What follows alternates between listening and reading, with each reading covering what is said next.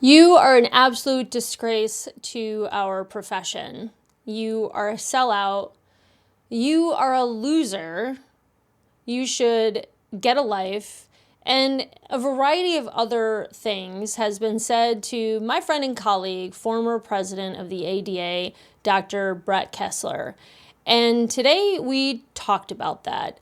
Over the last several years, Brett has been considered one of the more controversial people in dentistry. It all came to a head when he served as president of the ADA last year, and he continues to get scrutinized to this day. And the internet is full of all kinds of what he considers false accusations about things that he has said. Brett is a controversial guy because he's a change maker and he does have strong opinions. And in the world of dentistry, where what seems like everyone is scrapping by to figure out the magical formula of what can save our profession, a lot of the backlash is stemming from heat, passion, misinformation, and quite frankly, people that are unwilling to do anything about it. It's really easy to throw a bunch of stones and have a ton of opinions and be sitting on your couch not doing anything. Brett is somebody who is trying to make change, whether people like it or not. We dive into why people just simply don't like him, how he feels about it, and of course, we talk about the through line in both of our lives, which is recovery and the lifestyle that we both live that keeps us standing straight up and facing life's challenges head on with integrity, whole lot of spirituality, grace, and some grit. Please enjoy this episode with my friend and very controversial figure, turns out, Dr. Brett Kessler.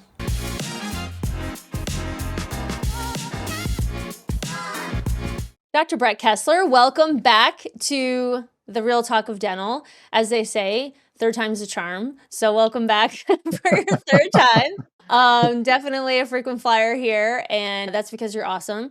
And you're one of my dear friends and colleagues, and so much admiration and respect and love for you. So I'm glad to have you back. And yes, former ADA president who apparently is still getting thrown a lot of shade. So there is a lot of talk about you online, in person, wherever. Brett, you are loved by many, but you are also not liked by many. So let's talk about that. What's everyone's beef with you, and why don't people like you, and what do you got to say about it? Well, God, I'm getting a complex here. But hi, Brandy. It's great to be here. We always have such great conversations. So thank you for having me back. I guess I'm a visionary thinker, and I think there's always better ways to do things. And when I ran for president of the ADA, I ran on a Changemakers campaign. And that platform was to really recognize that there are trends going on in dentistry, and we have to really evaluate those trends to see how they are affecting the profession, and then we can actually kind of guide the future of the profession. And so I won the election, on that platform. I won that election on a lot of people told me about my courage to talk about my story and my history and my recovery from substance abuse, and I've been given this second chance at life, and I'm gonna take advantage of every minute of every day. And I felt I took advantage of that during my presidency. And so what I recognize is that everybody wants change, but very few want to change, because we're comfortable in what we're doing, and we may not be happy with it, but we're comfortable in it. So I propose different ideas that some people, just get threatened by. There's a group of people that no matter what I say, they're going to pick it apart and they're going to put words in my mouth. And that's been going on for years. I'm all right with that. Again, consider the source. I've been in leadership for 20 plus years. Most of these people have never stepped foot in the arena. And, they're just talking heads with personal gain to grab attention. So whatever, I don't think too much of it. But I did put a post up that there's been some things that have been extrapolated from sound bites, and it's incomplete information, and they're putting words in my mouth of who they think I am and what I stand for. And so I put a post up to basically, remind the world that this is who I am and this is what I stand for. And when these things happen, it goes viral, because, sensationalism sells and you can't type your way out of a feeding frenzy. So I just kind of let it die down and I don't like engaging in people who really have no clue and I don't owe anybody anything at this point. I'm speaking on my own behalf for ideas that I think are very important for the future of dentistry. I feel I've earned my right to have a voice, and I've earned from the experience that I've had in my 30 years of practice and 20 plus years in leadership. So I'm got a voice, I've got a platform. I'm going to use it for the good. Some people don't like that. So what do you think is the biggest misunderstanding? Like when people are misquoting you or saying you believe in this over that, like what is it that most people are saying that's just not true? How much time do we have? I don't Let's know. start with the biggest one. So the latest one has to do with the oral preventative assistant. Mm, And this was a policy that was formed while I was president of the ADA. And we've got a big shortage of hygienists in the market right now, and we've known this was coming for years, and it's starting to hurt. And so the members of our leadership at the ADA trying to find ways to solve the access to care issue, and an OPA is a legitimate possibility and solution. And a few states have introduced it as proposals in their legislative assemblies. The one that I think is the biggest source of the misinformation right now is the one from Nevada. I was asked to, write a letter in support of a proposal by the Nevada Dental Association in support of an OPA model within their state and, to modify their Practice Act. And I did send a letter, I signed it, and, within minutes of them receiving it, they put it online. And before it was the Nevada Dental Association, battling against the Nevada Dental Hygiene Association. And, as soon as this letter went online, Nevada Dental Association leadership just kind of shrank away. And then it was just me kind of hanging out there. And hygienists were not so happy with that. And as I learned more recently in the last few months about what that proposal was, I don't know if I would have sent the letter had I known all of the things in that law to support it. And so I, talked with ADHA leadership about that. And the law didn't get passed, so it's a moot point. But I guess this thread led to, a lot of anger by misinformed people, and because they didn't listen to the whole conversation and they didn't read the whole post and they didn't understand it. They weren't there. And so anyway, it kind of went viral, and here we are. yeah. I mean, as of now, do you hold any sort of position in organized dentistry? I'm not in leadership in the American Dental Association. I am chairing the Oral Health 2050 project, which is an imagination of what will the delivery of oral health look like 25 years from now. Mm-hmm. And, it's basically we have a task force of volunteers that are helping guide it. And we have panelists that are subject matter experts in various different topics of dentistry or sections of dentistry. And I'm the facilitator for that. And it's very exciting. I think it's one of the most important and exciting things the American Dental Association has done in recent years, because the future is coming at us quickly.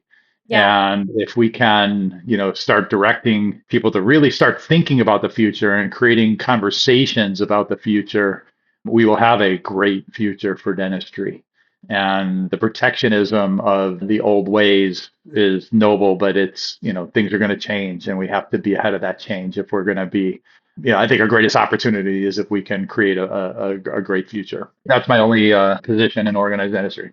Yeah, it's just always interesting to me, like how much backlash like you continue to get from people that somehow you can't have opinions, you can't change your mind, you can't be in process like everybody else is, even as not being president anymore. Like you're also somebody that's human and, doing the best you can and learning and experiencing and growing and sharing your thoughts along the way like any other person. But apparently when it comes from you, it's somehow like you get scrutinized more than most anyone else, I feel like. Why do you think that is? Again, I'm a threat to, the way it is with some of the Mhm. things I'm saying. An OPA can really help address some of the issues with shortages in the hygiene Mhm. scope in the private practice world or the DSO world. And let's talk about DSOs.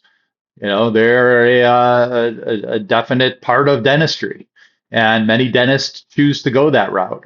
And I was at an event, a doctor's event for PDS Health a couple of months ago, and I posted something about that. And when I posted it, it was I thought it was my intent was a unifying message because there's 5,000 plus or minus dentists in PDS Health that don't always feel welcome under the umbrella of organized dentistry because of the practice model they chose.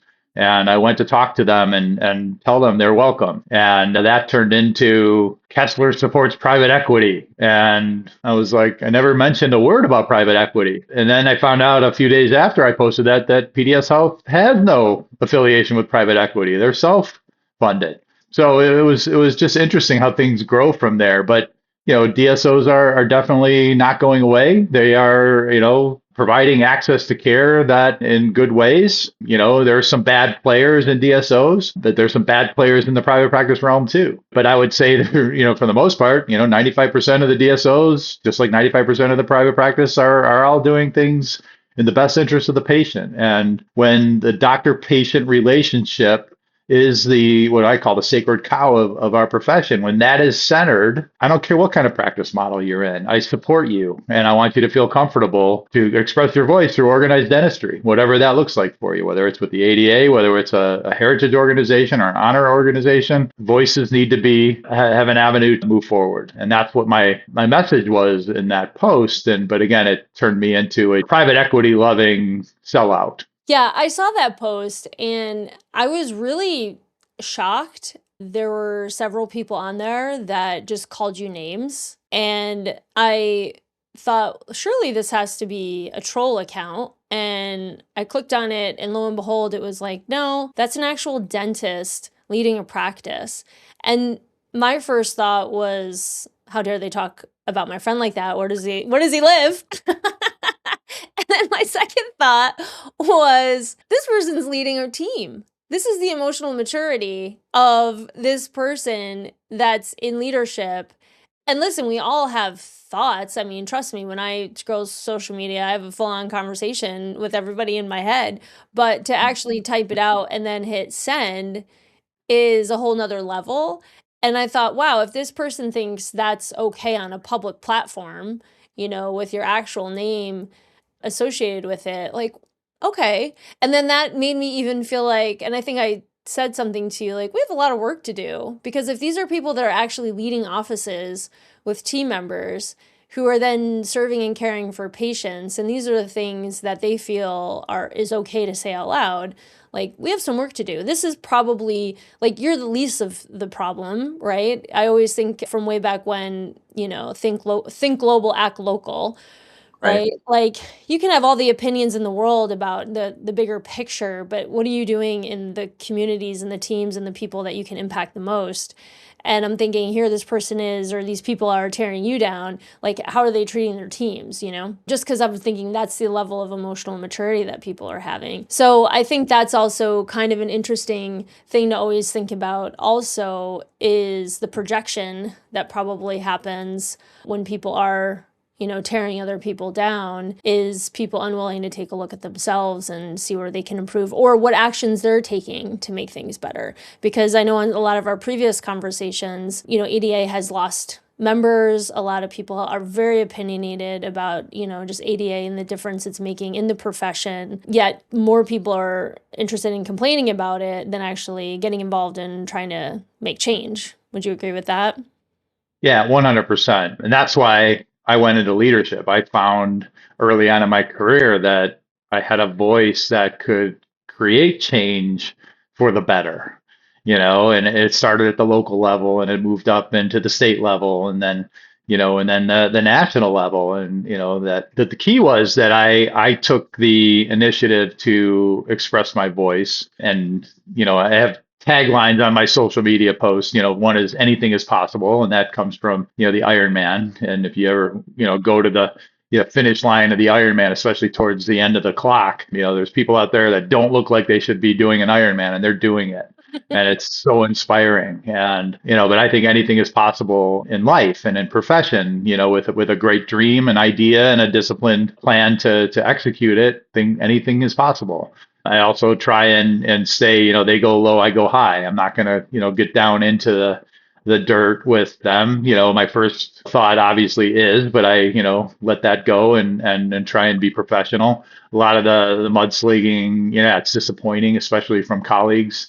But I know who my friends are, and I know who my colleagues are, and there's a difference. And I know who I don't want to be part of either. And, I'm very clear on that. And I guess in my journey through leadership, I learned very clearly who I am and what I stand for and what do I want to do with it. When you are clear about that and you have a direction you want to go, that could be a threat to those that may think differently and don't know how to express it. So they go into the, I guess, unprofessional and pretty sad tactics.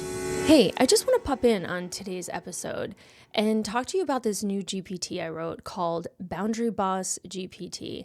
And it's for those moments where you've said yes to something and immediately felt that pit in your stomach, or maybe you've now written 5 drafts of an email because you're trying not to sound mean, even though you're exhausted and you swear you've said this thing so many times to the same person, or you're kind of sick and tired of staying late, taking it on, smoothing things over, and wonder why you're the one that's always burning out.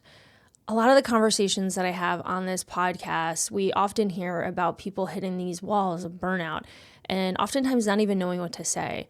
So that's why I built Boundary Boss GPT. It's kind of like having me in your pocket when you're about to respond to a text, email, or team issue, and you just don't know what to say because your people-pleasing brain is completely hijacking you.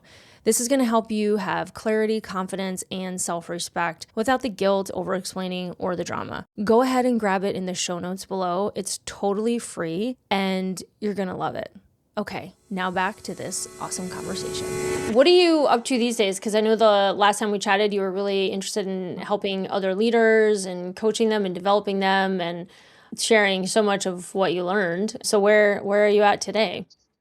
Yeah, that exactly. I started a leadership development coaching business called Dentistry Reimagined, and I'm helping dentists. And basically, dentistry is my platform. So I'm working with dentists, people in the dental space, some association I'm working with, helping them develop their leadership styles, their leadership pipeline, identify and articulate their purpose, setting up structures to help them execute it so they're living their best life. In addition, I am still very passionate about reconnecting the mouth to the body, and I've been asked to give some keynotes around that. And I'm very excited about where we're going and finally allowing dentistry to stake its claim in the delivery of healthcare, not just oral healthcare, but we can really help people with their overall health through proper dentistry and access. So I'm having a lot of fun with that, and it's taking it day by day. Yeah, for sure. And for the people that, because I still always see so much mockery about the ADA online, people that are very much invested in the business side of dentistry and saying the ADA doesn't do enough when it comes to fighting insurance companies and helping dentists be more profitable so they don't have to sell out, things like that. What do you say to folks that are just really struggling and finding even the value of the ADA? Yeah, well, first of all, we are the biggest lever to make things happen in the profession. And our voice carries an awful lot of weight, but it is also limited to what what the voice can carry. And I could tell you, I was on the Council on Dental Benefits before I was on the Board of Trustees, which was before I was president-elect and then president. So 10 years, I was intimately working on benefit reform. And, every day, this is a source of angst for every practicing dentist in the world. And I've gotten to, really, look at different ways to make the difference in reform. So we've gone legislatively, so we try to create laws that will improve the benefit system. And so, we can do that at the state level. And there's 50 practice acts or 50 insurance acts that have to be, changed. So it's very hard, very expensive, and very slow. But then we can also, so we support the states in helping them make those changes. And then, but then we can look at federal, legislation, and the ADA has done some things to create changes at the central level. So McCarran-Ferguson, which was a 12-year project before it finally got passed, and McCarran-Ferguson basically disallowed the antitrust exemption for insurance companies where they can collaborate and decide, price fix and things like that. We broke that, but it took 12 years for that to happen. 12 years of going to Congress to make that happen, and we finally did. And we're working on ERISA reform right now. So what is that? There's, again, state laws that we can make big changes. It's easier. It's not hard, but it's not that easy, but it's easier to make things, change things at the state level. Then ERISA plans are federally administered, and so they can go around whatever you're doing in the state, and under the blanket of, well, we don't have to follow state rules because we're administered federally. We've got a proposal, a bill in Congress right now that we're working on getting sponsors for, and but it's going to take some time for that to happen. But in addition, we took Delta Dental to court and attempted to do a class action lawsuit, and that was done in 2019, my first year on the board of trustees. We, filed a class action lawsuit, and just this year they finally got to it and decided they're not going to consider it a class action and that each state will have to file it. But that took almost 7 years for that to happen, so that's slow, and it's a real bummer. But then back with the ERISA, we've had federal courts ruling that, ERISA plans must abide by the state laws. And then we had a federal court that said they don't have to. So we wrote a letter to the Supreme Court and asked them to make a decision on this because we're getting conflicting judgments. And the Supreme Court decided not to hear it. Okay. So we tried to fix it judiciously through the judicial system. We tried to fix it through the legislative system, which we're doing and will continue to do. I've met face to face with several insurance executives to plead, let's get things, online to what truly would be a benefit that would, benefit the patients, not just calendarize their, their dentistry. But there's no appetite for it. And, but we're not, it's not from lack of effort. And when I hear people say, well, you're not doing anything about insurance, it's not that we're not trying to do anything about insurance. Every day we're doing something to try and fix the system. My feeling is that the current benefit system we're in doesn't reflect essentialism. We can't provide comprehensive care to our patients because of the benefit system we're in. And even though we all hate the benefit system, 90+% of the practicing dentists are providers of that benefit system. And as long as that is the case, they can do what they want. And I'm not saying you should drop or stay, but if it doesn't fit in your values and how you run a business, you have to really consider, is it working for you? And it was working for us, even though we hated it, but it's not working anymore because they haven't kept up with the reimbursements, with the cost of living, and they're not raising the caps and the fees. And it's a tough spot. It's a tough spot. But there's no simple solution. Anytime you're in those types of systems and you're trying to do policy work at the scale that the ADA has to do it takes an incredibly long time. And it seems like people don't even really know how it works are also the same people that are probably the ones being the most frustrated by it as well. I like what you said too about being in the arena and actually being somebody that's trying to be part of that change and the change maker. So you know a lot of the truth and the reality, and it's a lot easier to complain and bitch about things than it is actually to be the ground troops trying to get the work done. Yeah, but I'll tell you that, people are like, well, I'll never join because they don't do anything about insurance. And I'm like, well, bottom line is if we don't have representation as a voice for the profession, guess who does? The insurance industry. Because they can say we have a 90% market share of all dentists. They must really love us. So we're speaking for them. And those that decide not to join, and this is what happens, I would, say, well, you get what you get. And that's too bad. But the ADA does so much for the profession. It's so much good. And if we weren't here, it would just be chaos.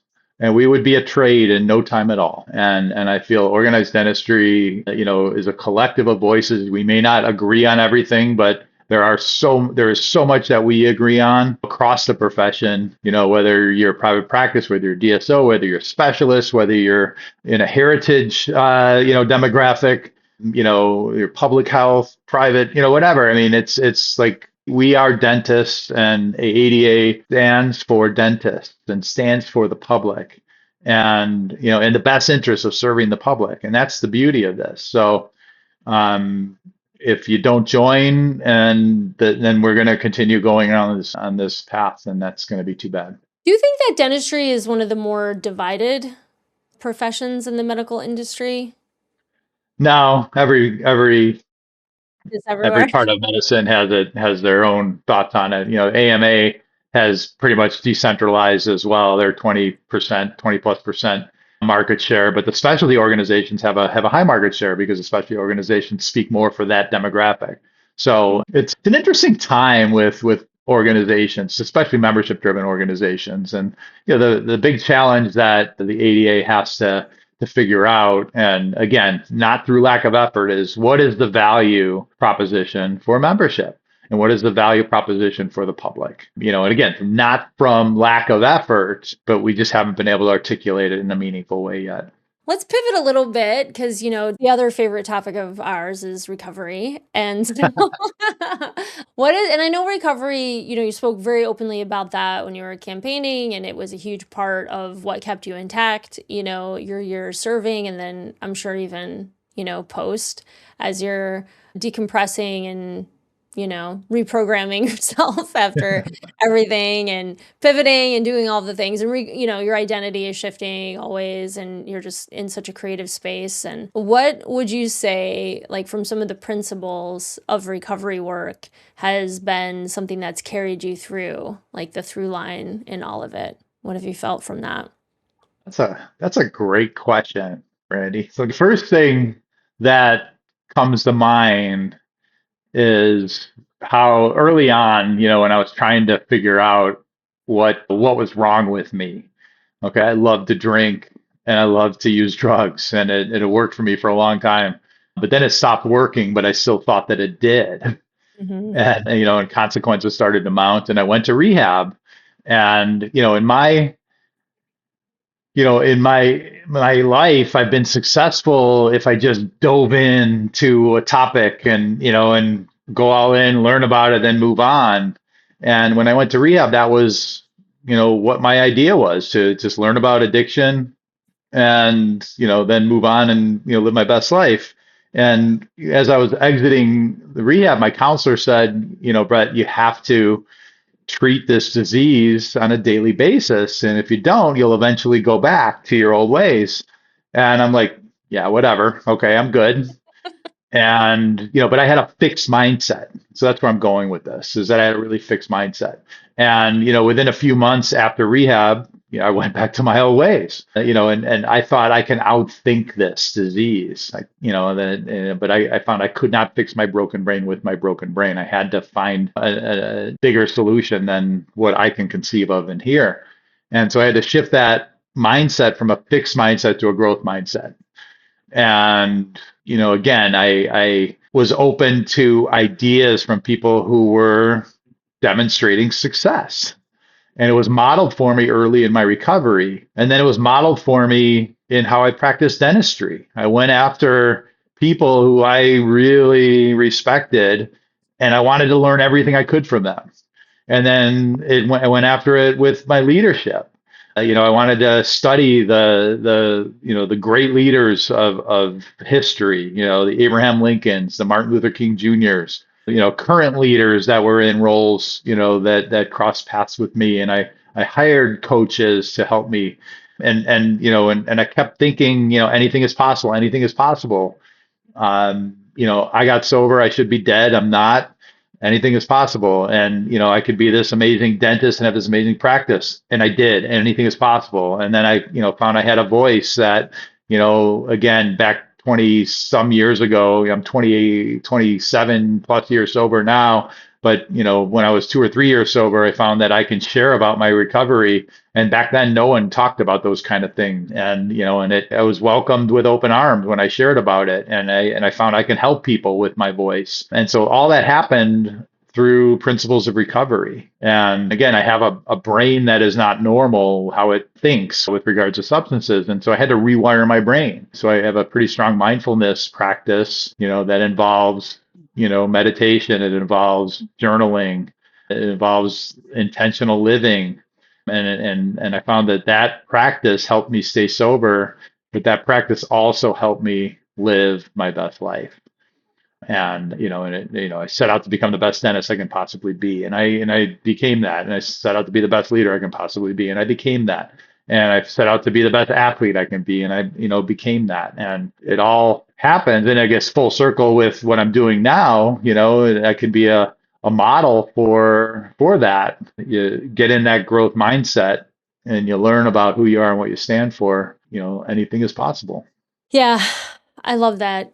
Yeah, Well, it's so I'm gonna ask you the same question. I mean, you're yeah. very successful and you're open about your history and stuff, but how has that helped you in your success? Because that's an equally important story to tell. Yeah, a lot of what you just said is also true for me, which is the way my default thinking usually goes. I guess I'm not the most reliable narrator. Let's put it that way. Like my initial my initial thoughts, So I've really been trained and have the trust now to seek counsel. I think that's been the idea that it's a we program, right? Like Mhm. the idea that we don't do it alone. I think that's been one of and I think you and I have very similar responses, just kind of worded a little bit differently, which is, the people that I admire and I respect and they see something that I have or that I want, being around the right people that share similar values and that level of integrity that also aren't full of shit, because I think there's just so many people,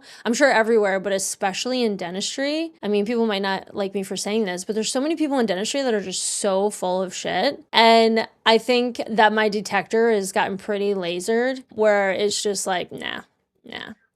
And I'd rather be part of the few than part of the many that doesn't really go anywhere, and being like more true to myself. And part of that is learning about myself through other people, having people call me out on my shit too, right? Like, hey, you say you want to be this way or you want to live this lifestyle, but that's not being reflected here. And just constantly reminding me of who I am and who I say I want to be. And I say this all the time too, and I know you know this because you're an athlete, but like putting in the reps, right? I've Mhm. really noticed that. And now that I'm processing it out loud with you too, like the promises, of recovery taught me so much, because the promises do come true if you do the work.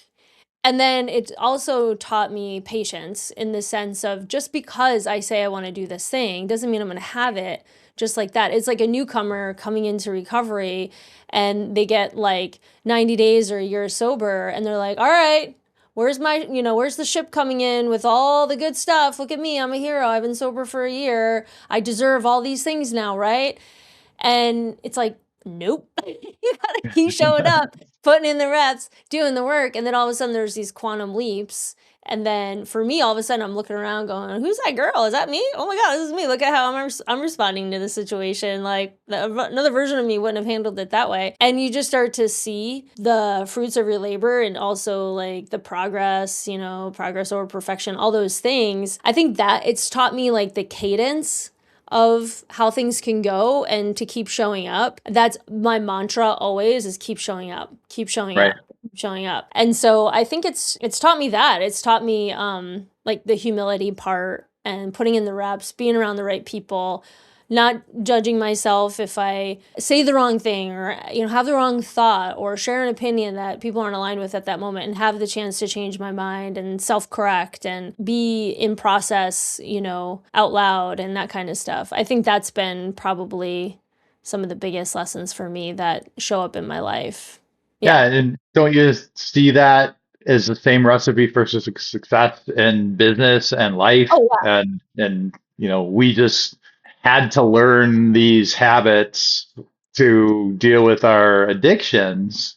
And maybe we would have figured it out eventually had we not had a substance problem. But, this was an accelerator. Yeah, probably not, right? And but we got these gifts and principles through the work of recovery to live our best life. Yeah. And part of that is figuring out your purpose. And there's so many people that I got sober with that I've known over the years that have died of their disease, through relapse or suicide, intentional or unintentional, or they're in jail or they've lost their license. And for me, it's a lifeline. I don't do this work, I will not be alive very long, because that's how I use drugs and alcohol. But I also feel like I don't think I'm going to drink today. No promises, but odds are probably not. And I get up and I do the same thing tomorrow. And I get up and I do the same thing the next day. And not only am I just absence of my substance that I enjoyed, I'm growing and I'm expressing my purpose through my actions. And they're aligned with my core values and who I stand for, or what I stand for, and what I'm doing with it. And that's what recovery looks like. Anything is possible. I love it. I love it. Well, Brett, thank you so much. It's always such a pleasure. This one's super fast. You're amazing. Thank you. Keep up the good fight. The world needs you, that's for sure. And just know, for every hater, there's about at least 30 people that got your back. At least 30 for everyone. I appreciate that. And the haters are going to hate, whatever. That's whatever. I understand the sources, and I don't think much of them, but, and obviously they don't think much of me. So it's mutual. But I do think an awful lot of you, and I appreciate what you do. And I appreciate you bringing me back for another conversation. Fellow sibling in recovery, marching that path. It's wonderful to have a bunch of us on this path together. So thank you. You just listened to the real talk of dental. If it hit, if it stung, if it made you feel just a little more human, good. That's the point. This isn't about fixing practices, it's about healing people. And if you're brave enough to show up real in this industry, you're my kind of leader. Subscribe, call in, send your wildest workplace confession. And most importantly, don't clean up for anyone. The mess, that's where the magic lives. We'll see you again on the next episode.